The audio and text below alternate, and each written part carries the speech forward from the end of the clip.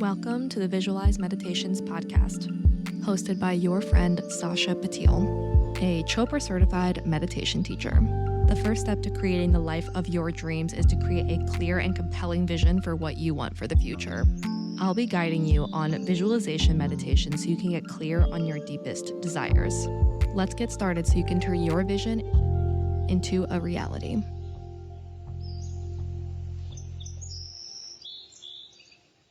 Hi, hello. Welcome back to another episode of the Visualize Meditations podcast. It's your gal pal Sasha.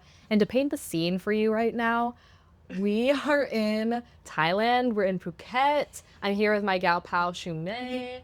And we're here to have a really fun conversation about life, about our lives, about each other, about whatever the conversation ends up being. For context, how do we know each other? We met at a Tony Robbins event in Fiji. I think it's called Life and Wealth Mastery. Yeah. To be honest, we didn't really talk much during the event. But then after the event, we met in Nadi at the DoubleTree Hilton Hotel. Yes. Yeah. And you were at the gym, I was at the gym. And we're like, oh shit, we're at the same hotel. Yeah. And I just had an argument with one of the members. Oh, one of the other participants. Yeah, participants. And then I just started ranting, and then we started sharing, and then we bonded from there. Yeah, because we ended up having a conversation like in the gym about, we got like really deep, really quick. Yes, and it turned out we had so many like shared traumas around like family stuff, relationship stuff. Yeah. So we're just like, oh, we're the same. Yeah, but we didn't talk much at the event at all. I think this was January 2023 we met in Fiji. And yeah, we didn't get close until the hotel after. Yeah. And then we hung out for like 2 days. Yeah. And that was that. And then I saw you again. I think maybe it must have been like about a year later in December, because you went to another Tony Robbins event, Date with Destiny. Yep, the same year. Yes, that same year. And then you came to Miami, and I happened to be like, literally you saw me, I think like the day or two before I moved away from Miami. Yeah. And you visited me before the event, I think, and then after the event, maybe? Can't remember. Yeah, because you visited me once when these other two participants were staying with me. Yeah. And we had like a paint night situation, and then, which was like a whole, oh my God, my relationship with them and how that ended was so dramatic, but whatever. And then you saw me again after Date with Destiny. Yes, at a hotel. At a hotel, and it was like literally the day before I left Miami. Yeah. Like I think you were there fate. my last day of Miami. Yeah. And then we saw each other again for your birthday in Montenegro this past summer. Yes, you did. And then now we're here in Thailand together. Yep. Yeah, so crazy. But I mean, for more context, Shu-Mei is like the only person that I know in my life that is going through pretty much the exact same thing I'm going through at the exact same time, which is like a very unique situation to be in. We both went through breakups within a month of each other. Yeah. And both of our relationships were 7 years. Yeah. And we were living together. We made big moves with our partners. Yeah. We had to leave a situation. And then we decided to take the same approach with our breakups, which was to travel full time, basically, and to discover ourselves and find ourselves through this newfound freedom and learn about ourselves through the process of traveling. So you're really and then every once in a while we get on the phone and we like talk about life and boys and lessons and travel and whatever. So you're one of my only friends, if not my only friend, who's going through the exact same thing at the exact same time, which is like a very cool thing to share with somebody because it is like a very unique situation and a little bit isolating sometimes because a lot of people don't understand, like they look at what we're doing and they're like, wow, you're traveling full time, it's really cool, but then not realizing we're traveling because we're going through something really difficult. Yeah. So I have a ton of questions, but the first off is I say, since it's been almost a year since our breakups, what do you feel like you've learned in this last year about yourself? From the top of my head, I've learned that I deserve better. I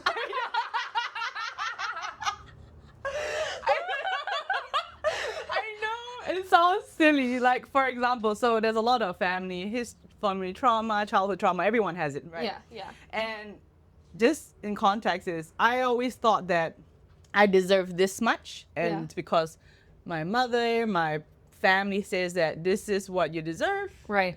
And you should be grateful for what you have. And then so even though in a relationship, I always thought something's not right. This isn't normal. Like I'm not happy.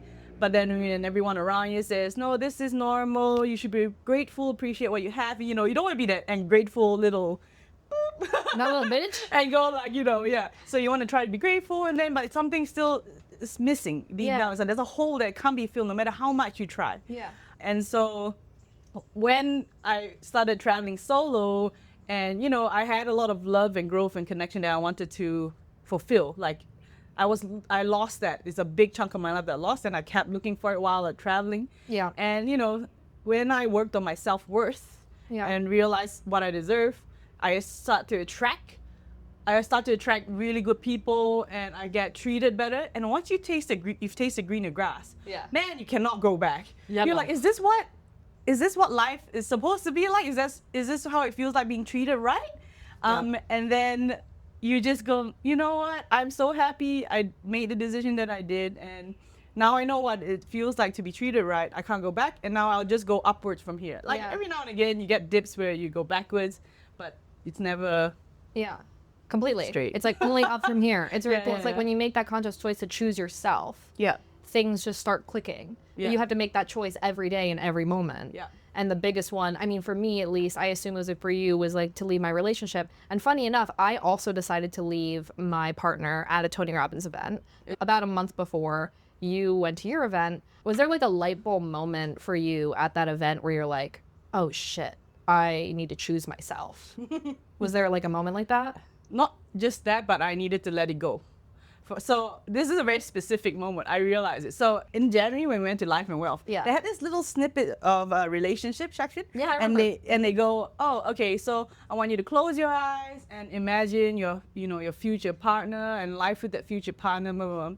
I remember closing my eyes, and I hear people around me crying and sobbing and feeling grateful, but I was blank, complete darkness, and I felt nothing. I couldn't see anything. I couldn't visualize anything. It was empty. So, and I felt like there was something wrong with me. I'm like, why can't I see my future with this guy that I'm with? I can't see children. I can't see. It's empty. He wasn't in it. And so then I was like, you know what? Maybe I just need to work on myself and fix my childhood traumas. Because I don't know, it's a lot of people, they self-reflect and they try to go, what should I fix? What should I heal? And blah, blah, blah. And so I thought I was a problem. And then a year later at the Date with Destiny in December, it was all about relationships with yourself and blah, blah, blah. And the same exercise happened again, but this time in a bigger, more significant way. And exactly the same thing happened. Blank. He wasn't in it. So I spent another year, because I did Tony like a year before, and this was the second year. Another year of trying to heal, fix myself with therapy, and it still didn't happen. And I realized then that he was not the one. He was not my future, and I chose myself. Because if I couldn't see and visualize a future of him, that means deep down inside I knew, well, he wasn't my father of my children, the husband of my life, and I chose myself. And so I decided then to let it go, and I have never looked back since. Yeah, completely. I'd say like my experience was really similar, where we went to that Life and Wealth event together, and I remember that exercise. I remember that relationship day. I remember after that relationship day thinking, oh, like I can fix myself to fix the problems in my relationship. Like I'm not stepping into my femininity enough. I'm too masculine. I'm too this, I'm too that, whatever. And I was like, okay, I sat down, I had the action items, and I did that. I like really did the action items. I separated my wardrobe into feminine and masculine. I did all of these things to really embrace my femininity, because that's what I was being told. Oh, you should be like this, you're too masculine, like whatever. And I spent a whole year like really, really, really working on the relationship. And then literally a year later, around the same time as you, I remember going to Tony Robbins, and for me, it was the Dickens process. Oh, yeah. For me, it was the Dickens process, which for those of you who had never been to a Tony Robbins event, it's where Tony has you think about your limiting beliefs, the beliefs that you tell yourself that hold yourself back, which you can typically catch in your everyday verbiage, like you can kind of catch them. But I realized that all of my limiting beliefs were around my relationship, like all of them. And all of them were around things that my partner was telling me for a year plus. And then I was like, oh my God, I'm making myself smaller to be in this relationship, and I'm changing myself, and I'm trying to fix myself to be in this relationship, and it's not even fucking being appreciated. And I'm doing all these things, and I'm still being told, oh, but you're too this, you're not enough that, blah, blah, blah, blah, blah. And I'm like, it's like the song. Messy. Exactly, the messy. I was saying it all morning. I was like, I'm too messy, I'm too fucking clean. The one line that gets me in that song is, I just want to be me. Is that unallowed? Yes, I love that. Yeah, and that's like that was what was coming up a lot in the last year of my relationship, where I was like saying, I'm like, I feel like I'm changing myself, I'm bending over backwards for this relationship, and it's not being appreciated, and I'm losing myself in the process. Yeah. And that's exactly what happened. And then it clicked for me at that day at that Tony Robbins event, and I was like, why am I staying in a relationship where I'm making myself smaller for someone who's not even appreciating it? And then literally I ended up ending the relationship 10 minutes later. Like 10 minutes after the Dickens process, we had a dinner break, and I was like, I'm done. Like, I'm out. Yeah.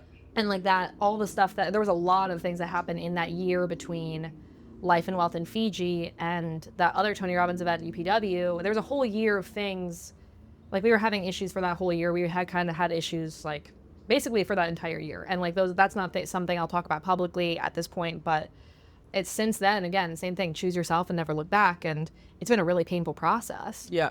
And I've grown a lot and grown through a lot. You grow through what you go through. Yeah. Yeah. Yeah. You know what's always in my mind sometimes is like, you know, you learn to choose yourself, self-love, self-worth, but you also want to balance out between being too comfortable in your own comfort zone where you like things this way. Like, you know, for example, you meet a lot of single women or you watch a lot of reels where they're so comfortable in their own space that when they let someone in, they don't like it. And then they just can't let someone in anymore. Yeah. You're just like, oh, what? But I think so similar to yours, mine was, I think I told you before in our previous like chats, my relationship with my ex was about finances. And that's like the number one of the top 5 causes of divorce, the separation, is when you argue about finances. Yeah. And everything, you know, he was kind of guy who believed in everything's 50-50, blah, blah, blah, split, and you have to work equally, which I know that a lot of women don't mind that. They're okay with that. But as I started getting older and I was getting closer to my 30s and closer to becoming a geriatric mother by 35, that kind of things, those kind of thoughts come into your head. Yeah. And so I realized that my values and beliefs have changed as I got older, and people grow, and sometimes you grow together and sometimes you grow separately. But the point where I really went, oh my God, was we went to couples counseling. It took me a year to convince him to go to couples counseling because I knew something wasn't right. And the way that our stories are so continue. We did it just before the trip because we wanted to move to London together and do a whole Europe trip because I wanted to do that for 10 years. But he also wanted to do that like 6 years ago. So we had aligned values, beliefs, and goals. Yeah. But as he got older, anyway, we changed. So back to where I was saying, we went to couples counseling, and there was one point where I said, financial stability is what I do not get from him. You know, he always says, I have to work, I can't be a stay-at-home mom, and I want 4 kids. I'm like, I don't know how I'm going to handle working full-time and having 4 kids at the same time. Yeah. And at this time, I was working my ass off. I had 3 businesses going, my physiotherapy business, my real estate business, and like a winery tour company. And I was working 24/7 around the clock. I was so stressed on my mind. I don't know how I'm going to do this while having children because I needed to keep up with his salary, like keep up with him. Yeah. And at the couples counseling counselor, he literally looked at the counselor straight in the eye and said, I don't want to stay a home wife. Like 1 year tops after pregnancy, and she has to go back to work. And he said it straight to her, dead in the eye, and I knew he meant it. Yeah. And I was like, so you wanted to get married, right? But when you have your vows, the common saying is for richer or for poor. And so you're telling me that you will never support me if I can't make money while taking care of our kids, like stuff like that. And then I went, oh shit. Because usually when we have a personal talk, it's like, because, oh no, that's, you know, I'm just saying this, but maybe that's not true. But when you look at someone else and the therapist straight in there, it tells them straight, no.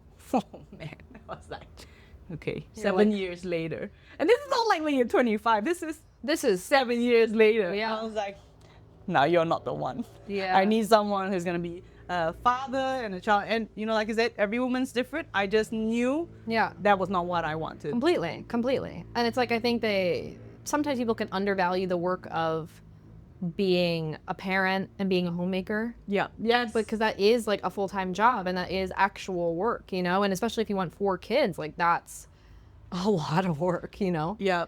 And I don't know about you, but when I grew up, my parents would be like, oh, she's just a housewife. You know, you hear they're like, oh, just a housewife means she's not doing anything. And you kind of look down, when I was younger, you look down on housewives because they don't do anything. And as you grow up, you're like, I never want to be that person who gets looked down upon and looks as, you know, an inferior, blah, blah, blah. Yeah. And now I'm like, holy moly, I don't have kids on my own, but I see my siblings and I see them looking after their kids, and I take care of their kids every now and then. I'm like, I don't know how you do it. Especially if, let's say, if they're perfect, like healthily, mentally, like they're fine. But let's say they have a disability, ADHD, autism, blah, blah, blah. Oh my God. And not that it's not, but you need a lot of time and a lot of energy, and you have to prepare for it. And if your partner's not willing to cover you when stuff like this happens, then you're screwed. Yeah. I mean, it's funny because I had kind of the opposite experience where it was like, my partner wanted me to be a housewife. And so, see, in some ways their stories are so similar, and then other ways they're complete opposite. Like my partner wanted me to be a housewife, and I was like, have we met?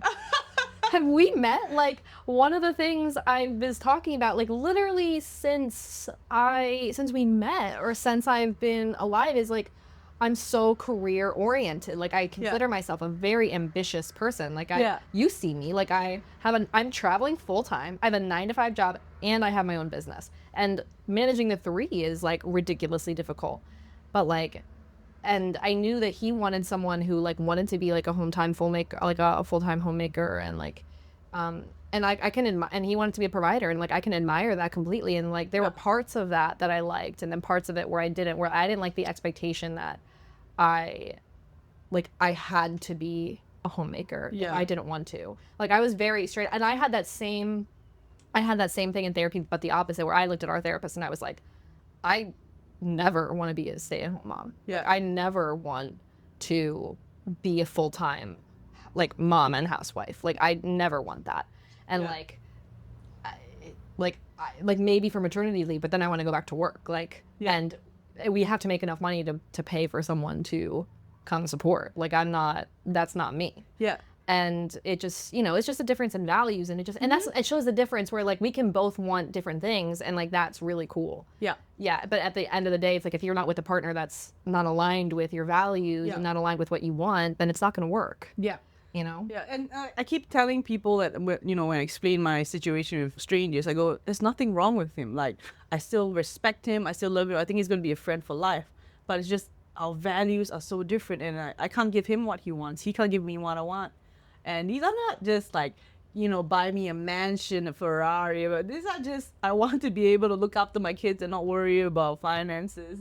Yeah. You know, I have 3 businesses. I don't think I will ever be a full-time mom, like, and not do anything. I think it'll drive me insane. But I would like to know that if you wanted to. Yeah, if I wanted to, you know, I could just lay back, focus, and then move on when I'm ready, you know? Yeah. But yeah, it's just crazy, huh? It's so crazy. It's so crazy. But it's like, same thing with there were other factors at play with my breakups as well. Like, it was not just a difference in values. There was also larger issues at play with like addiction and with other challenges and things like that. So like, it wasn't just a difference in values. There were other things as well. It's been a process. It's been almost a year since our breakup. So it's been wild. So breakup aside, so everyone has a little bit more context about you and who you are. Like, what's your story?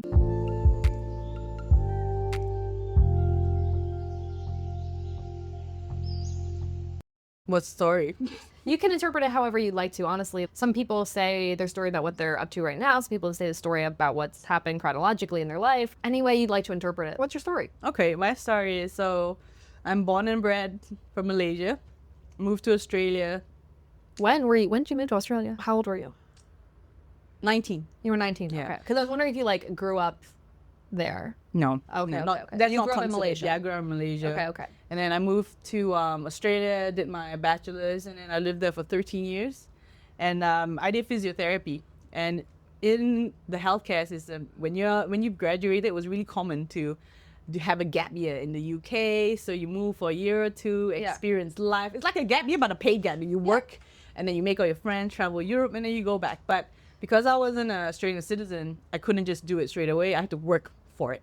I had to get my degree, and then I had to work, and I had to get permanent residency, all the stuff an immigrant has to do to get to where I got. And so I actually wanted to do this whole traveling thing 10 years ago. Yeah.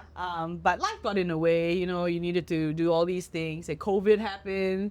And then, I don't know, I think I turned 30, as you do, and you go, is this all there is in life? Just working, eat, sleep, work, repeat, eat, sleep, work, repeat. Yeah. And then so I was at a crossroad where it's either I settle down, get married, settle down, or I pick up and just do what I wanted to do for 10 years. And I remember I walked into the living room and I looked at my partner and I said, I'm going to Europe. You can join me if you like.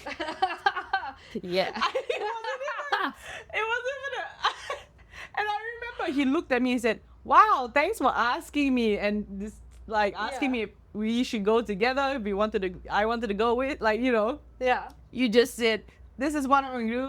Are you coming or Yeah, not? you can fuck up. And I never regretted saying that. I felt bad. I was like, oh yeah, shit, you're right. But I was going to go either way. If they said no, I was going to go because this is my life. Yeah. And I knew I was going to regret it if I did. Because my life motto in the last couple of years was, if I died tomorrow, if I found out I was going to die tomorrow, would I be happy with the life I lived? And I said, no, hell no. Yeah. All I did was work, eat, sleep, work, repeat. No, Eat, sleep, work, that's not repeat. right. God. But today, if I knew, I'm like, yeah, I did the best. I lived the best life I've ever lived. And I'm not being irresponsible where I'm traveling, I have no savings and stuff like that. No, I've worked really hard and I'm smart about it. You know, you can have both. You can have a balance in life, yada, yada, yada.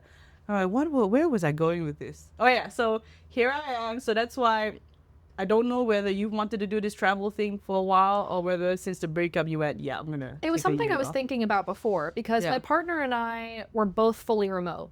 So we were living in Miami. We were both fully remote. There were been times previously where we like went and lived in Arizona for a month, or we went and worked from like a cool place. I went to London for a week and worked from there. And I brought up the idea. I was like, we're both fully remote. Like, why don't we digital nomad for a little bit? Like, you know, like we're not tied to Miami. Like we love it here, but we're not tied to it. And he was in a stage where he was like not interested in it. Like he was ready to slow down, settle down. We were looking at buying apartments together. We basically chose the apartment we fell in love with and we were ready to buy it. And he was ready to kind of stop traveling. He was ready to slow down the adventure. And I was not. And when the breakup process took 10 days, and in that time, it was really difficult because he was the one initially to verbalize his doubts about the relationship. And then 10 days later, I was the one to leave. And in those 10 days, I sat there and I was like, if we were to break up, what would I do? And I was like, I'm in the coolest fucking position ever where I am fully remote. I'm like flexible on location and I can go anywhere, do anything, be anyone, be with anyone. And I can literally zero limits. Like if I don't have to pay rent, I could pay for flights. Like I have crazy amount of savings for my age. I'm like financially independent. Like I have no limits financially. I have no limits location wise. My job is on board with me traveling. I was like, what's stopping me? I can do, and it was the coolest position ever. And I'm so, so grateful that I had the opportunity to look at my life and be like, if I could do fucking anything with no limits, what would I do? Yeah. And I got to choose that life actively. And I remember that excitement was the first time I felt excitement about something in a long while. I was really excited about the next stage of our life in Miami. I was getting really excited about the apartment and what I wanted that to look like and building a home and nesting. And I was really looking forward to it. But I still felt like there was a lot of adventure left in me. And he was really ready to slow down, settle down. Yeah. I was not quite there yet. And even previously, like I think values change over time too. I think that's something that people don't really chat about because he and I got together so young. I was 19 and he was 20 and we were together for 7 years. And the basis of our relationship was based off of adventure and travel. He used to work for an airline. So we used to get on flights randomly. Nice. All the time for a day or for 2 days and just go random places. Like we would show up to the airport and be like, where do you want to go? I don't know. Where do you want to go? I don't know. Let's just pick a spot and go. And like it was based in travel initially, but then that like the values changed over time. Like for me, it stayed the same. For him, it changed. And he was like kind of ready to move away from that. The digital nomading thing was something I was toying with beforehand, but he just like wasn't on board with it. And then as soon as the breakup started, I was like, if we split, this is what I'm going to do for sure. And then we split. It was like right before Thanksgiving. So I had 2 weeks at home with my family for Thanksgiving, 2 weeks back in Miami to pack up all my shit, to party my ass off, to say goodbye to my life, to Art Basel. See, I saw you in that time. And then I had 2 weeks back at home for Christmas and for the holidays. And then I left like 4 days before the new year. Yeah. And have not stopped since. So it's been 9 months at this point. So yeah, You know what? I always hear people go, "You're so lucky. You're so lucky to be able to do this, blah, blah, blah." Yeah. And I'm grateful and I'm fortunate, 100%. But Yeah. what they don't know is we work to be this way. Yeah. It didn't come out of the blue. No. Like, you don't magically become a digital nomad. Like, I'm not a digital nomad, as you Yeah. know, because physiotherapy is, I try, but it's not something people want to do it online. Yeah. But there are other means of making an income passively or like da-da-da. Yeah.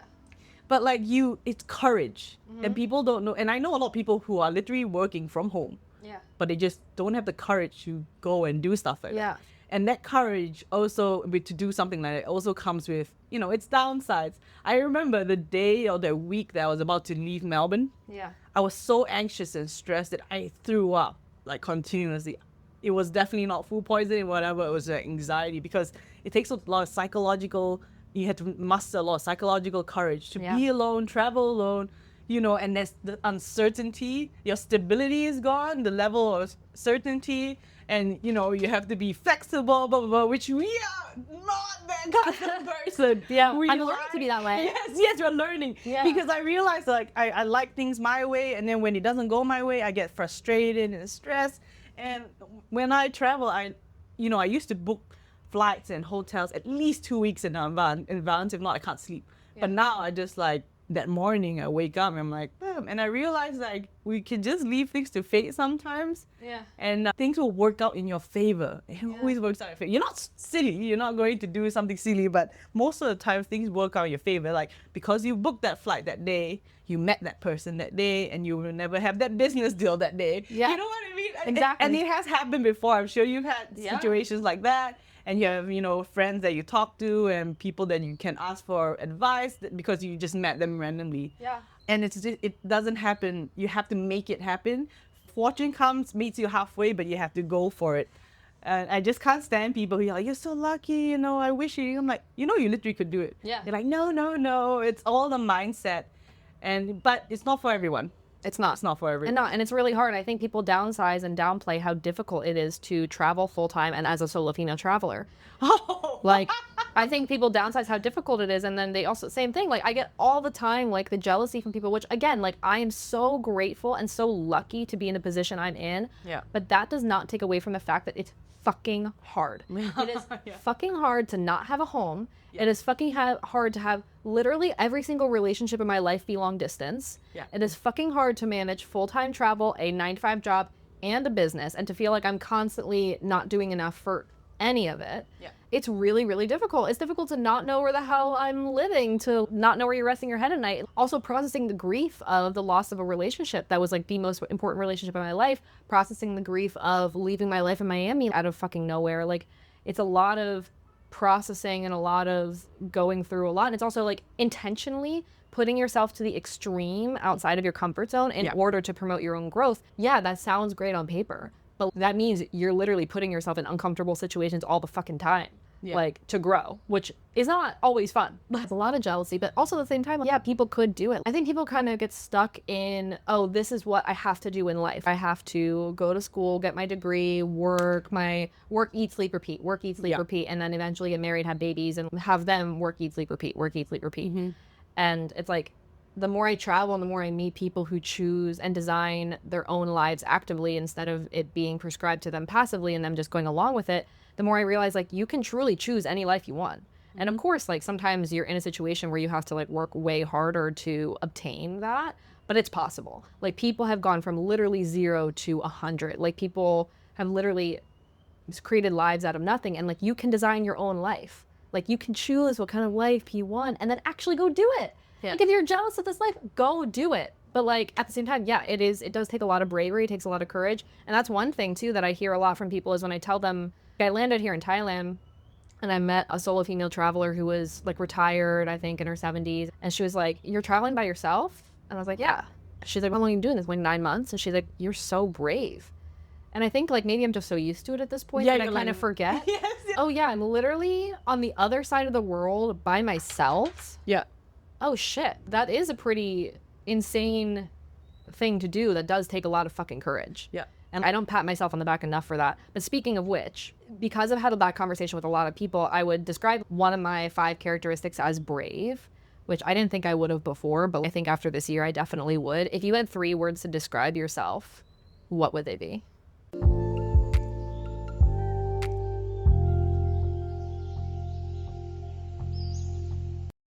I think I call myself courageous. It's same, but different. Yeah. Courageous, hopeful / trusting. Because one of the things that I realize I really am is when I go and meet new people, Yeah. I give them like a whole, like I make so many great connections really quickly. Like some people are like, how do you make so many friends so quickly? Yeah. It's because I trust them and I open up, I become vulnerable, and then they become vulnerable and they tell me all their deepest, darkest secrets like within an hour or two. Literally, we're the same person. Yeah. And it happens all the time. And they always say like, I don't understand. I normally don't tell anyone this, but I just literally told you all of that. Yeah. And it's because like I trust them and then they trust me back. Yeah. And hope. Like you have to, I generally feel like you have to have hope that people are good. Yeah. And things will work out in your favor. Because when you live a life with fear, you are so restricted and limited in so many ways. Yeah. The people you meet, the places you go, experiences that you have. I know this sounds so cliche, but really. loving would be Loving? a big thing, yeah, because Yeah. I have a lot of love to give. Oh my God, I've been calling you mama for like 2 days. I've been calling Shu-Mei mama for 2 days because every time she's like giving me a plate of food, I was like, Yeah. oh my God, you're just so nurturing and loving, and it's so true. I think my mom was like that, and I love doing that. So, for example, I was traveling Europe, and I was in midsummer. I was in Vienna, Yeah. I was in Austria, in Salzburg, and then I got a call from my family. My father fell over, broke his hip. And I was a healthcare professional in the family. Yeah. And we've been there before. When I was 17, he got into a huge motor vehicle accident and he broke his pelvis, both his hips, his shoulders and ribs. And he was bedbound for like 3 months. Wow. So we've been there before and I knew the trauma we went through. And I said, I'm coming home. So I booked a flight and I flew home. So now I'm in Malaysia because I've been doing therapy, my father, so that he could be independent and not drive my family insane. Yeah. Yeah. So, and they like, I am loving because I want everyone to be happy. And even for you, like I can see you working like so hard when you work from home. And I'm happy to prepare some food, warm it up for you, order food, and so that you don't have to worry about that. And then I'm on holiday. I have nothing else to do but watch TV, and I'm happy to do that. Yeah. So when I travel and I meet people, even my own family and outsiders, they can feel that love. Yeah. And whether they appreciate it or take it for granted is different. So going back to what I was saying, you know how people don't see the dark side of traveling solo, Yeah. or they do but they don't know, because we post good stuff. Wow, we're gonna post that we got sexually assaulted? Like, no, not really. Like, we do Yeah. talk about it. So like, and the nights, remember we talked about the times we cry because we feel so lonely in our rooms. Yeah. Oh man, I The remember amount of times I've cried while I've been working. Yeah. And I do film that sometimes because I always feel so... Oh yes, you do. I do feel so cringy when I film myself crying, but then I'm also like, I don't want this to just be a highlight reel that every day is great, every day is amazing on my digital nomad journey. No, it's not true. Yeah. Like some days I'm sitting there working my job and I'm sobbing. I'm sobbing through grief, and I'm sobbing through overwhelm and stress. And yeah, like it's not always easy. Yeah. It's not. Like you said, like, you know how you don't have a home to go to. Like, for example, Australia, ever since my breakup, like my family is still in Malaysia, by the way, if you don't know this. And when I left my partner, he was my family and now no longer. And friends I thought were my friends no longer are my friends. Yeah. When you travel, you actually really know who your true friends are. Yeah. The ones that don't contact you, don't even ask how you are, don't give a shit. You realize, oh my God, those 4 years we spent 2 times, we see each other 3 times a week, those meant nothing to you. Yeah. And that's okay. It's a process of elimination. That's the way you see it, you know? Right. But then you also feel the loss. You thought they were your friends this whole time, and you sit there in a room in the middle of nowhere, and no one cares. And especially when, you know, you're feeling sad, you want to call someone, and they don't pick up or they don't reply to you and stuff like that. That hurts. It hurts. That really hurts. And when I was in UK and I was in Liverpool for 3 months, and you know, when you want to open a bank account, or you want to start a business, or you want to start somewhere, they always ask for your residential address, and you go, I don't have one. It's like my suitcase. Yeah. What do you mean? Can I give you my bag tag? Yeah. Does that count? My storage unit is my whole, like, Yeah. It sucks because I'm like, can't I just travel? And how do nomads do it? Like, There's a That's company. crazy. There's a company that provides addresses. Thanks. I mean, thankfully, my legal address is still Miami until December. But yeah, there is a company that does provide that for digital nomads. Yeah. And it's interesting because it is like a form of grief to process the loss of not just the relationship and not just the home, but also like the friends Yes. that you lose. And I did read like some sort of study or statistic that said like you filter through half of your friend group every 7 years. Yes, I saw that. Yeah, which is true, but I experienced the same thing where it's like, well, when I went through my breakup, it was actually really, really, really interesting to watch my loved ones come in and support me because it's true, like my partner was my family, and to have that taken away was just really, really tough. But all of my friends and family like came in and just scooped me up and held me. And to watch like my friendships and my family relationships become so much stronger Yeah. after my breakup was really, really eye-opening. And even now, like Yeah. my relationships with my friends and family have never been stronger, even though like literally every single friend and family relationship I have right now is long distance. Yeah. I don't think I've ever felt closer to my community because I feel so loved and supported by them. But on the other side, there were a lot of friends that I was like, oh, we're not friends, especially when I was like, and it was like a really interesting process because I texted, when I was leaving Miami, I texted everybody that I knew. And I was like, I'm leaving Miami in 2 weeks. And to watch the friends who showed the fuck up, Yeah. watch the friends who helped me move, watch the friends who came to the goodbye parties, watch the friends who made time to see me in those last 2 weeks. And it became, I went to Miami 2 times after that, after I left. And to watch that group get smaller and smaller every time was really interesting, especially like it was a lot of grief for me to go through my relationships around my neighbors, because I became very close with my neighbors that lived in the building. And they were the people when I was moving out that they were helping me. They were showing up all the time. They were making sure I wasn't alone. They were the ones helping me. But then every time I came back to Miami, less and less of them, they're like, why is this bitch here? Some of them stopped responding, didn't want to hang out with me. Like, they didn't want to come to the party. They didn't want to do the thing. And then the last time I went, like, I realized literally everyone in the building, no one is really my friend there anymore, which is really sad. Like maybe one person, maybe one. But I thought these people were my closest friends. Yeah. And then for me to realize like, oh, how many of these relationships were situational? Yeah. And how many of these relationships were actually real? And to my friend, if you haven't listened to the solo session episode with Mika and Perla, go back and listen. But my friend Perla gave me this really great advice because I was really grieving. And I was staying in Miami and I was staying with her, and she said, it's your job to feel and act neutral, observe the actions of others, and then act accordingly. She's like, let the trash take itself out. If people show you who they are, let them. Like, Let them. fucking let them. Robbins. Mel Robbins, yo. No, I love her. Yeah. Yeah, so Change our lives. Yeah. literally. I mean, it's so true though. And it's been really interesting to watch, like, which friends are real, especially as you're traveling too. Who calls you? Yeah. Who says, Yeah. hey, did you get to fucking Thailand safely? Yeah.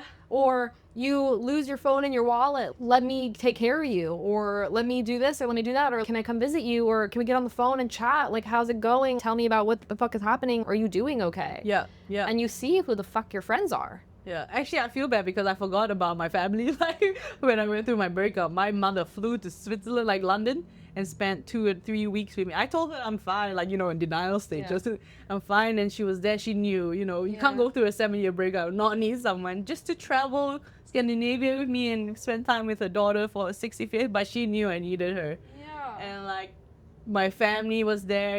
They called me, make sure I was okay. Blah blah blah. Yeah. And like, you can always count. Well, not always, but like I can always count on my family. Yeah. And like you and me, we've only met each other on 4 different occasions.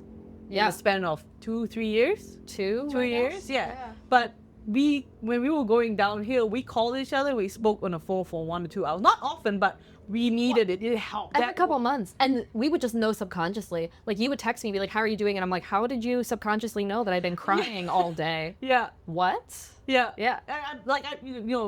We barely know each other, but we know each other. Like, I can Yeah. just go, I wonder how Sasha is. And it takes 2 seconds to literally go, how are you? How are you doing? Mm-hmm. And then people go, I'm good. And then you're like, okay, you're all right. But they'll, like you go, I'm not doing well. I'm like, let's schedule a call. It doesn't take too long. Yeah. If you really care about that someone, it doesn't take that much effort. Yeah, to just check in and be like, hey, how are you doing? I'm thinking about you. Yeah. Yeah. Easy. And when I started this travel journey, I had a list of friends and family, and I call it like the call rotation list. And I don't, honestly, I haven't really looked at it, but basically when I'm ovulating, I like make sure the people that are top of mind, I write them down, and I know when I'm ovulating, I send them a quick voice message like, hey, how you doing? I'm thinking about you. I know you're going through XYZ right now, or I know you just went through XYZ, or something else is coming up. I just want to check in with you, see how you're doing. And I think a little bit goes a long way with a lot of these things. And the people who don't show up, and the people who don't make an effort, okay, bye, see you never. After choosing yourself in that most important relationship, your romantic relationship, I'm not tolerating bullshit from anybody else. Yeah. I have a standard now for what I will and will not accept in my life. And I think everything in your life is a reflection of how much you love yourself. And people will treat you to the standards that you hold for yourself. And you will only tolerate, people will treat you at what you tolerate. Yeah. Really. Yeah. And it's like, I'm not going to tolerate any fucking bullshit. Like, I did that. No. Yeah. See you never. Yeah. Bye. And like, sometimes you go, oh, as you do, maybe they're going through something themselves and, blah, blah, blah. You give them the benefit of doubt. Yeah. But at that time, you needed them. Yeah. And they went there and, like, for me, I have like a 3-strike rule. Oh. First time, I give them a benefit of doubt. Like, I'm like, oh, maybe they're just busy. It's okay. And I just sweep off. Second time, I give them the benefit of doubt. Where I go, okay, ouch again. But okay, maybe they have a really good reason. They're going through something. Third time, no. You've done this way too many times. It's clear you are not giving me the time. Like, you're not worth my time. And I don't want to waste my energy on someone who doesn't care about me. Right. I care about you because I invited you to this. I messaged you. And you invited you out, and you just didn't bother responding. Didn't even say, sorry, I'm busy. Like, Yeah. And when you only have, the subtle I'm giving a fuck. Yeah. You only have so much fucks to give. You need to allocate where the fucks go. Yeah. And sorry, my part of my French. No, listen, if I couldn't curse on my own podcast, I would implode. Yeah, exactly. You know me, I can barely say a sentence without the word fuck. Barely. Like, but yeah, so, you just appreciate the ones that show you, the behavior says it all. yeah. Completely. And it's really interesting to observe and to watch. And it's been a really cool thing this year to see. And even the new relationships too. Like, some of the newer relationships I have are some of the most fulfilling right now. Yeah. Which is cool to be open yourself up to like new experiences, new people, new everything. And it's really cool to open yourself up to that magic. Have you had like experiences where you meet someone and you're like, oh no, I'm a traveler, I'm just traveling, I'm here for a short while, and they go, oh, and then they just don't want to try because Yes. they can't go anywhere? Yes. Yes and no, not really. I think people are really interested in what I'm doing and why, because I know, and I'm going to sound like a fucking cocky bitch when I say this, but I know when I walk into a room at this stage in my life, I probably have the most interesting story about what the hell I'm doing. Especially when you get the first, what's your name and where are you from? And as soon as I get the where you're from, I'm like, interesting question. Right now, I'm from the US. Oh yeah. But like right now I live nowhere. And I'm like, Yeah. and people are like, what? And then I go on and tell them the spiel about what the hell I'm doing. But I think people are really interested in hearing, because it's an interesting story. It is. About what the hell I'm doing. But I don't, sometimes like, I think they think that the relationship can only go as deep as the time that I would have with them in person, which isn't true at all. Like, they also don't know me, and they don't know that, like, I'm so used to having long distance friendships and relationships like, my entire life. Like, most of my friends are through Tony Robbins and live all over the world. Yeah. I've never really lived in one place my entire life, so I've never had all of my connections in one place at one time ever. So I'm pretty damn good at maintaining long distance relationships. Like, it comes very easily to me. And a lot of people don't know that until they like care enough about me to try. Yeah. But like, no, I haven't had an experience where like, oh, you're leaving? Okay, bye, I'm not interested. Maybe just the people I hang out with, I'm like, yeah, okay, fine, you're not worthy then. Yeah, exactly. Exactly. Oh, yeah, I think I met other travelers and like, yeah, it happens. It's the life of a traveler because, it takes time and effort to get to know someone and and it's okay. It's okay if they don't, and then it's okay if you don't. You just let it go and meet someone else who's. Yeah. It's like, okay. And I think I've gotten really okay with like not every person you encounter has to be like a friend. And this is something that my best friend tells me all the time. He's like, people in your life are either a reason, a season, or a lifetime. Oh. And my caveat to that, I have 2 caveats. Number 1 is that there's no way to know until after the fact. And number 2, you cannot control. And if you cannot control if that person's going to be in your life for a reason, season, or lifetime, all you can do is nurture the relationships that nurture you. And if those people want to reciprocate, cool. And if not, I have my answer. And that's just I've kind of gotten better at being like, oh, okay, I met this cool person on a plane, or I met this cool person on a tour, and we grabbed dinner a couple nights later, and then, okay, bye. I'll probably never see you again, and maybe we'll exchange contact informations or Instagrams or whatever, but that's cool. Yeah. Like, it doesn't have to be anything. Yeah. And that goes it goes with everything. And this is probably a lesson I need to learn for my fucking romance too. But it doesn't have to be anything. It can just be what it is. Yeah. And I don't have to control it and put it in a box and be like, no, we're not going to be lifelong friends. And blah, blah, blah, blah. Like, doesn't fucking matter. Yeah. Doesn't matter. I found it hard at the start of my solo trip, where I feel like it's such a strong connection. I thought, we're going to be friends for life. And then, poof, gone, nothing. And then, that hurt was like, let's say, a week long of hurt. Yeah. Or maybe like 2 weeks long of hurt. No, sometimes a month, I lie. Sometimes if I'm really, connected, a month, and then it starts to get shorter. Like, you start to go, oh, I've been here before. Yeah. It hurts still because, you put a lot of effort, like trust, hope, Yeah. that you and I are going to be friends, or even like romantically, and then, oh, that's not it. And then it's like practice. Yeah. Like going to the gym, or like my meditation. Yeah. You practice to go, you gave it hope, you gave it a chance. It wasn't meant to be, it's not meant to be, let it go. Yeah. But it also comes a downside where you meet someone and they're like, oh, I want to be serious, Yeah, I do. I want to be serious. I mean, I'm like, sure, I've heard this before. Yeah. And then you just like swapped it away. And Because, just sure. And They're like, you still feel serious about me? Like, let's see how you feel. Let's see if you're still pining for me after I'm a little more settled. A month. Yeah. And if you're still the running candidate, I'm like, maybe I'll Yeah, consider it. Let's see if you're actually sticking around. Let's see if you're actually making the effort to come see me. See if you're actually making the effort to maintain contact with me. Yeah. If you're still missing me after a certain amount of time, then we'll talk. Yeah. That was the thing, is in the beginning, I had so many guys who were like, not so many, a handful maybe. Well, you're pretty awesome, so. Thanks. No, I had guys who were like ready to be in a relationship, like ready to settle down with me, and I was like, if you are this serious about me, you will be this serious about me next year, because this year I promised myself no boyfriends, like 2025, no boyfriends. And I was like, if you are still this serious about me in 2026, we'll talk. If you are still this obsessed with me, still chatting with me, still like making the effort, we'll talk. But has it the same people from that time? Are any of them still around? No.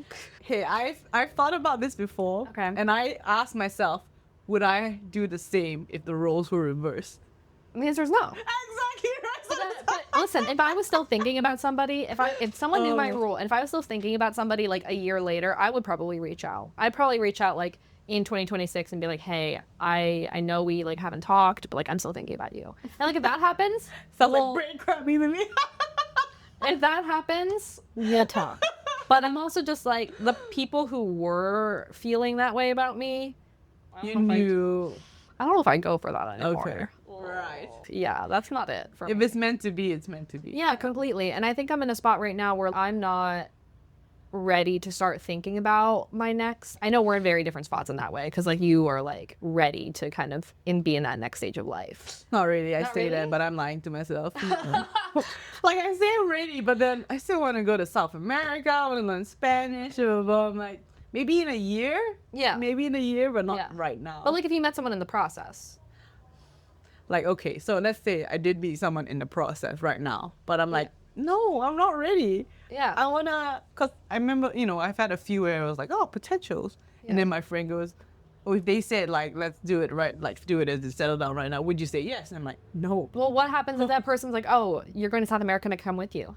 Well, Okay, you know this. We just got out of a 7-year relationship, always considering the other person, always thinking about what they want, and then you have to match and blah blah blah. And then when you suddenly had that newfound freedom of doing whatever the fuck you want, whatever you like, when you want to, who you want to, would do it with, and then you gotta bring that in. It's like, no, not yet. Like it's a lot of effort, fucks given, time, and compromise. Yeah. Because if they don't want to do it, you're like, "Ah, okay, I don't want to do it because he doesn't want to do it. Or, blah, blah, blah. And I don't And get I'm that. like, yeah, not yet. Like later, Yeah. later in the future, not Yeah. yet. Yeah. That was a huge reason I wanted to go to Burning Man. It was something I really, really, really felt called to for a long time. And my ex was like, no. And I was like, okay, well, your options are either I go alone or you come with me. Yeah. I'm going. And he's like, well, I don't want you to go alone and I don't want to come with you. And I'm like, well, that wasn't the reason we broke up. But Yeah, it's like yeah. stuff like that. You know what I mean? So That's control of, like, that's now, it is. It's now control. It's like, okay, you don't want to come, that's fine. I respect that. But don't force me not to go. Right. Like, what was Yeah. his reason? Okay, I know. Okay, never mind. It's You just was- something he wasn't called to it. Like in the same way that like you're like, why would I even want to go to Burning Man? It's nasty and gross. And like, in that same way, like it's not for everybody. And it's really after going, I really see it's not for everybody. Like if you feel called to it, go. But if you don't feel called to it, don't go. And yeah, there were a lot of controlling things like that where it was almost not hypocritical, but kind of like really contradictory where he wanted more time to work. He wanted more alone time. He wanted more time to do his own thing. And I was like, okay, great. That enables me to, if you want more alone time and more time to work and more time to do your own thing, I'll go on a trip by myself. Like, that's why I went to Fiji. That's why I went to Fiji to when I met you for the first time, is because we had plans to go on vacation together. And he randomly was like, I can't go on. Actually, he could have, but he didn't. He didn't want to. He's like, I am not going to go on vacation this year with you. And I was like, I'm so burnt out. Like at the time, Q4 2023 was actually 3 months, like 3 of the hardest months of my life. Like it was really, really, really difficult. I was so burnt out on life. Like I was really going through it. And I was like, I need something for myself right now. Like I have to go. And I booked Fiji 2 weeks before. So yes, you did. I booked to Fiji 2 weeks before, and that was the thing. So it was like, okay, you don't want to come with me, that's fine, but I'll go by myself. I don't mind. Like I don't mind traveling alone. I think it's really good for personal development. I think it's really good for evolution. And he was also like, he like wanted his own time and he wanted his own space and he wanted to be solo and more time to work. But then he was also like, but I don't want you to travel alone. And I'm like, you can't have it both ways. I'm giving you what you want, but then you also want to control me. So make it make sense. Like, I don't get it. Wait, okay. It might be off tangent, but like he said, I don't want you to travel alone, meaning he cares for your safety and security, or it's more like, I don't want you. Who's to say what his intent was? Like, truthfully, I don't know. I think Doesn't matter anymore. it doesn't matter anymore. It doesn't matter anymore. And I don't know what his intent was. I don't know his reasoning behind it. I think he really wanted me to be very, very dependent on him in everything, like in finances, in life. He wanted to feel really needed. And, you know, I'm a very independent person. And I felt like I needed him because, like, I needed my partner. And I think I needed him more emotionally than I did in other ways. And anytime I said that I didn't need him, he would get really upset. But Why would you say that? Oh, when you're in a heated argument or whatever? not even a heat of argument, just being like, well, logistically, I financially don't need you. Or I don't need you to go travel, do whatever. I can do it by myself. I don't, like actually, in reality. And you want to. Like, I want to be with you and I want to do this, but if you're not willing, but you also want me to sit at home, like, twiddling my fucking thumbs, like, That's not fair. what? Yeah, exactly. I don't get it. So it doesn't really matter anymore, but yeah, be wary of people who want to control you. Oh, I'm very wary. I'm very wary. Yeah. Have I not told you? No, probably not. No, but okay, so like, you know how they say you really know someone when you travel? Yeah. So I traveled with my ex-partner like heaps of times. Yeah. But when you travel with them for a long period of time, you really, Yeah. really get to know them. Big time. And I forgot, like, I didn't think he was manipulative or controlling until when we traveled for like 6 months straight. It came to a point where, you know, I told you, I was buying a postcard in Portugal, like those court postcards for my mother for €1. Yeah. And we got into an argument. And he was like, why are you spending €1 on a silly postcard? I'm like, for my mother. Yeah, but you're wasting money on a postcard and you're wasting luggage space. I'm like, why does It's it a matter? fucking postcard, dude. And it's my money too. And like, he'll complain about things that I use my own money for and has nothing to do with him. Yeah. And like, for example, we have a budget. You have to have budget. Yeah. And like we said, okay, one fancy restaurant a week. We take turns choosing which restaurant, and then soon enough, every restaurant I choose wasn't good enough, and no, but then everything that he chose was good enough. This is just an example. Yeah. It's not a big deal. No, like, but yeah. we would spend half a day, the morning we wake up, half a day just choosing which restaurant to go to. And so I'll be sitting in the hostel doing nothing because he didn't want to divide and conquer. Like, I'll be like, why don't I choose? Like, today, for example, yesterday, I'm going to do this. Can you help me do this? And I'm like, yeah, sure. So then we delegate, but whatever I did wasn't good enough. He had to do the research, he had to do everything. Yeah. And just small things like that. And you realize it starts to piece together that this is a form of manipulation and control that they don't want to let go because blah, blah, blah. Yeah. And something that they talked about at Tony too is like the insecure masculine and the man who like hasn't fully stepped into his full masculinity and become like a true man yet will try to control the feminine in order to assert a false sense of masculinity. And that was something I experienced a lot of. And the one thing that came up, this should be like my automatic I'm fucking done because it's so important to me, is when there were comments made about my clothing. And I know it sounds like weird, but control around the clothing is something that I think is like a first sign of control. But for me specifically, my background's in fashion. I love my clothes. Like you express yourself. It's my self-expression, and it's something that's always been important to me. Like I went to school for this. Like I've worked in fashion. Like this is a huge piece of my life. And there were times in the last about year of the relationship where he was making comments about my clothing, and there was one time he told me to change, and I was so upset. It ruined my night.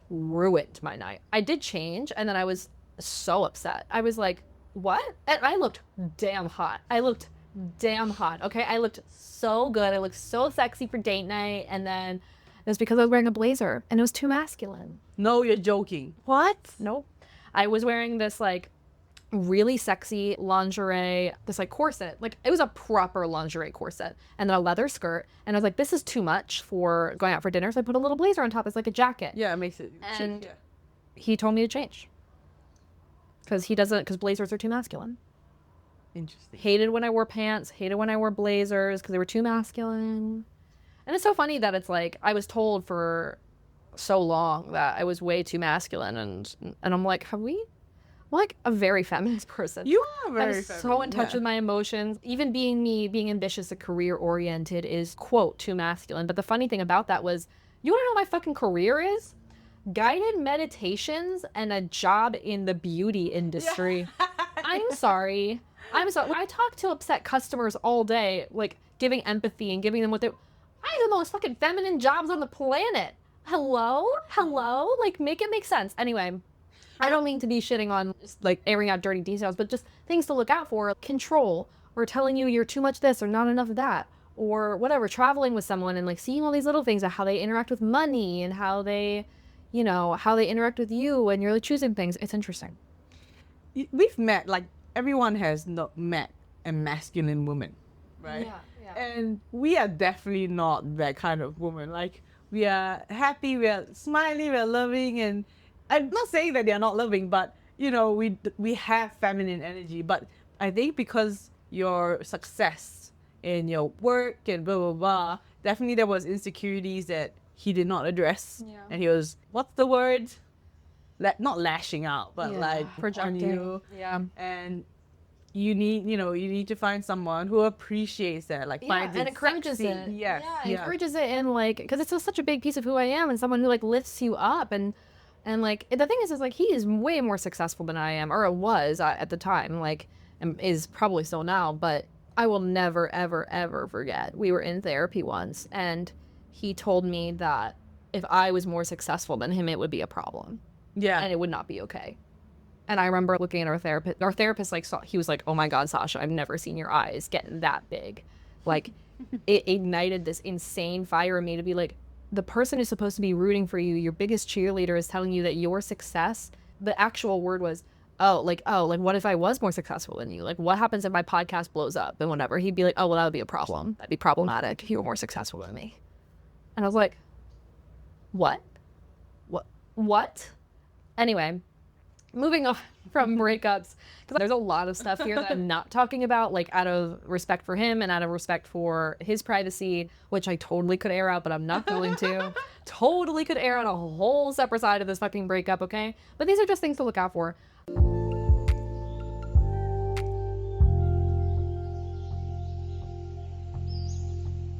Changing the topic completely, is there a childhood dream that still lives within you? Childhood dream. Yeah, something that you used to want to do or have or be as a kid that you like still want to do or have or be or whatever. Okay, this might sound dark, but all I dreamed of was getting out of the house and moving out of Malaysia. Because my home was not very stable. I know this sounds stupid, but I was like, as long as I'm out of here, I'm happy. So my childhood was not the best. Like look, my parents aren't going to listen to this podcast, but there was a lot of physical and mental abuse. And so when I grew up, all I dreamed of was being able to get out of the house and being independent. So as soon as I worked my ass off to move to study abroad and then stay abroad, and I remember when I got my permanent residency. Permanent residency, I'd cry my eyes out because that little piece of paper meant I was free. I would never have to go back and be in that hellhole ever and depend on that person ever again. And so I could have done anything, but the fact that I'm staying and there's got a piece of paper, I was free. It's like, it felt so silly. No, it's not. But it was like, I went through the exact escaping war. Something is a refugee. Seriously. I went through something very, very similar. I mean, like, I didn't go through any physical abuse at all growing up, but there was, and we've talked about this a lot, that we have a lot of overlaps in our childhood and a lot of overlaps in things that we went through growing up. But there was like emotional and sometimes financial abuse for me growing up. And I remember like when I became financially independent, it was like the biggest accomplishment of my entire life. Like I cried. I've never felt, it was like, it's still to this day one of the biggest accomplishments of my entire life. And I will never go back. And it's that same thing where it's like, I'm free. Like I never have to go back to that environment. And even now my parents are like, when do you come home? And I'm like, I can only be home for so long because it's like they're still in this like fucking toxic bullshit. And I'm like, different years, Why do you think shit. I'm here as well? Right. Yeah, you need a break from Malaysia right now. But it's like, different year, same shit. It's like, just because you choose that life doesn't mean I have to. Just because you are tolerating something doesn't mean I have to. And it's like such a great thing to be able to choose a different life for yourself. And like, whatever that thing is for you, freedom, like whatever that thing is to you that signifies freedom, fucking go towards it. And once you have it, oh, it's the sweetest. It's so sweet. Sweetest thing ever. If future you were to come back to this moment, what advice would you give yourself? Future me? Or not me right now going back to like... No, future you were to come back to this moment.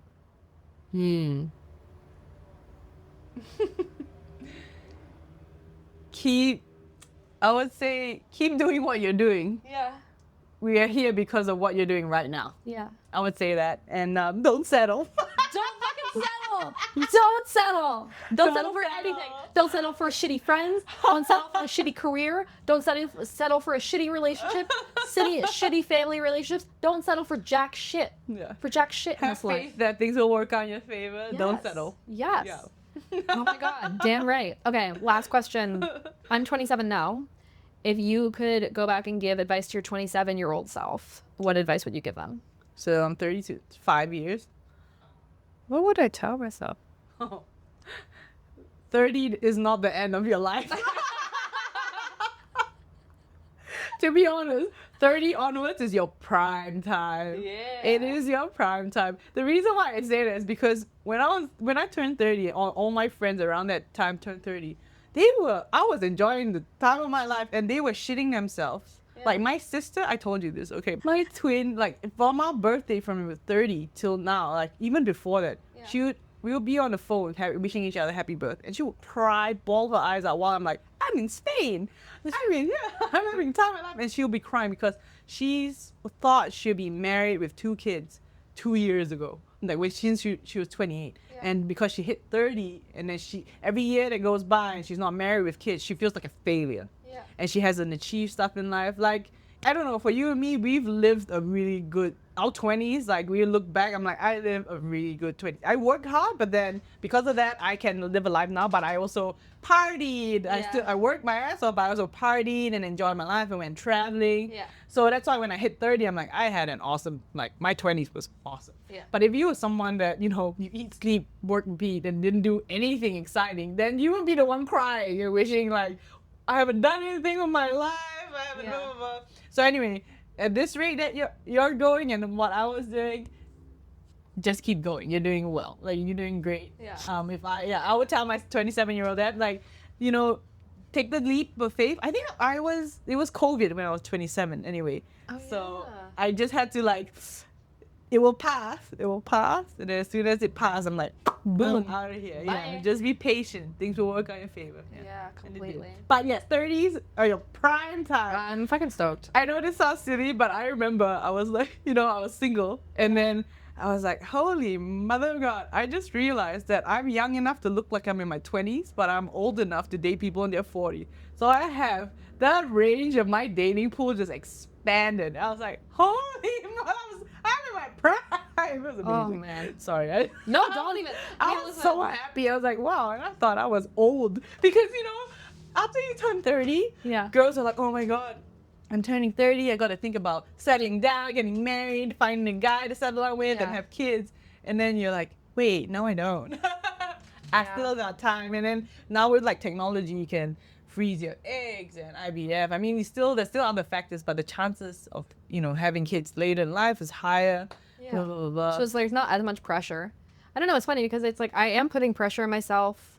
I want to have things and do things by the time I turn 30, but it's like funny that none of those things are man related at all. It's not even a little bit of me. It's like, I want to get married and blah, blah, blah by 30, like, or have kids by 30, not even a little, which is funny because with my ex, we sat down and that was the plan. Like, that literally was the plan, was like to start having kids around that time. If I'm sitting here thinking about what I want truly in my life, by the time I'm 30, I have ideas about, and maybe I'm putting a little bit of pressure on myself about things I want to accomplish by the time I'm 30. They're all career oriented, or there are things I want to buy myself on my 30th birthday. I'd love to have a fucking dog. I want a fucking dog before I turn 30. Like I wanted a dog my entire life, Shu-Mei. I've never had one. I'm dying to have a dog. I want to have a dog before I turn 30. I want to buy myself like a nice fucking car. Yeah. Like a really nice car. And like have a home. Or maybe more than one. I don't know. I need to be in that home all the time. But there are things I want to. I want my business be a kick-ass business. Ideally, I'd like to be a millionaire by the time I'm 30. Yeah. But like, and I think it's possible. Yeah. And there's nothing wrong with one thing that was you're 27. Like when I was 27, marriage and children were not on my radar. Yeah. Like now that I'm 32, I have a home. Yeah. I have bought my house. I had I had my own car, but I didn't care whether it was fancy or not. But I have my own businesses and stuff like that. And because I've achieved all that, that was one phase of my life done. Yeah. And I felt I'm satisfied. Sorry.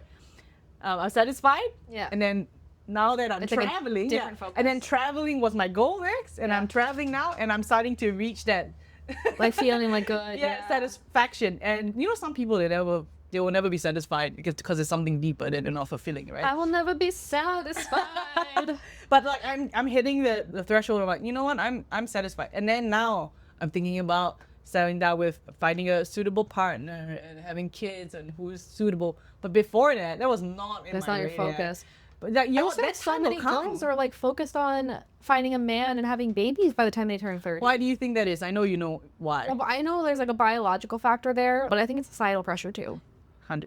It's societal pressure. Like we have this whole notion of by this age, by 30, you have to have the guy you're gonna marry and start popping out babies by the time you're 30. And it's this unspoken rule, and it's just unspoken things, like socially and in society. And it's so strong. We think, no, we're not gonna let it get to us, but it's strong. There. It's there. And actually, someone asked me one day, like, you know, let's say you don't find a man that you want to have kids with, but what are you gonna do? And I said, I'm gonna do it alone. Yeah. And I think that was a question I asked you last night. I was like, is there a point at which you would decide to do it alone? Probably maybe 36, 37. Because you're just a couple years past the Yeah. Minimum, yeah. Because I've met a lot of people who have kids like at the end of the 30s, and that's really hard. It gets really hard at I the think my mom end. had me at 40. Yeah, it's possible. It's possible, but I'm just saying, harder, like, yeah. it's way harder. Yeah. And so, and I also was like thinking, you know, my goal was to have 4 kids, but I actually realized it doesn't have to be biological. You know, Damn right. I'm okay with adoption. I am, Listen, like, everyone could call you mama. yeah. We've learned that much. We've learned that much. You? You want to adopt me, Shu-Mei? Yeah, they don't have to be biological, blah, blah, blah. Like, if you really want something, there's not just one way. Yeah. And I don't want, you know, you've met people who are divorced, they had kids for the sake of having kids, and now they're stuck with them for another 18 years dealing with that asshole of a ex-husband or partner for 18 years because they were so pressured to settle down, and how they're stuck with that shit all their life. I'd rather do it alone than be stuck worrying about the ex who don't want to pay me alimony or fighting with me about custody, but you know. And like raising kids in a really unhealthy household. Yeah. You know, and that's something that I can't remember where I was reading this, but basically, like, this is the first time in history where, because women are becoming more and more financially independent, the well-being of the family is based in the well-being and the strength of the actual relationship between the parents. And before it wasn't, because it was a system where the man earned the money and the woman like took care of the kids, and now like that, it doesn't have to be like that anymore. Yeah. So it's like a woman can leave if things aren't good. Like, it's now we can have our own credit cards, we can have our own bank accounts, we can fucking vote, and we can go do that. You don't have to. So it's like the strength of the relationship is important to the well-being of the kids. And you and I both know, we've watched our parents have not the healthiest of relationships, and we don't want to be them. no, I don't want to repeat history. I don't know about you, but I am not in the business of repeating fucking history. I am not in the business of settling. Yeah. Fuck that shit. Yeah. And it's shit. not like we are not trying. You know how some women are so sour and negative about men that they're like, fuck men. Yeah, I hate women who are like, fuck men. Yeah, I love men. Yeah. They give me joy and happiness when things are good. You know? No, but the excitement, the thrill, I love the adventure. And we are, you know, actively there. If someone comes about and we connect, oh, hell yeah. But if they're not treating us right, and we're not those kind of women that go, oh, it's because he didn't do this, or it's because he didn't buy me this. Like, you know what I mean? Yeah. Our, like, non-negotiables are legit. Like, whether they're kind, they, you know, they talk to you, they treat you like trash, you know, they look down upon you, like, say you can't dress this way. They try to control you, or they're not cheering for you in your accomplishments, or encouraging you to pursue your own dreams and goals, or whatever. Yeah. Whatever the non-negotiables are for you. But yeah, like, some women are just like, fuck men. I'm like, not at all. I fucking love a man. Yeah, like, I love a good man. And a lot of times it's like with my girlfriends, I would be like, let's just go out and kiss something. Come on. Like, what's happening right now? You know? Oh, man. So it's a good time. But yeah, it's, oh my God, thank you so much for coming on. This was really fun. This was so fun. I'm so, thanks for asking me to participate. I'm so glad. I was like, oh man, I want to record with Shu-Mei. Put me down. You know, because people are really not into it at all. Yeah. And you could always tell, like, when I ask people and they're like, I'm like, okay, I've learned to not push. People do not want to record, do not force them to record. And I have a lot of people who like haven't wanted to. But thanks for coming on. I love you so much. And I'm really excited to see where the rest of this chapter takes both of us, because we're in it together. And literally, I think you're like the only person in my life who's going through the exact same thing at the exact same time. But like, same but different. Of course. It can't be exactly the same. No, of course. You're not.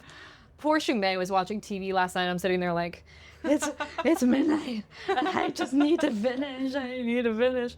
And the work never ends. But just remember, I think for myself as well, everything will work out in our favor. Just keep going, doing what's best for us. And don't fucking settle. Yeah, have hope that things will work out in our favor. Yeah. That's damn right. All right, we'll catch you guys next week on Visualize Meditations Podcast.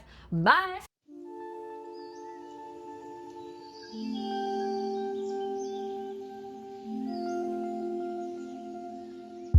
I hope you enjoyed this episode of the Visualize Meditations podcast.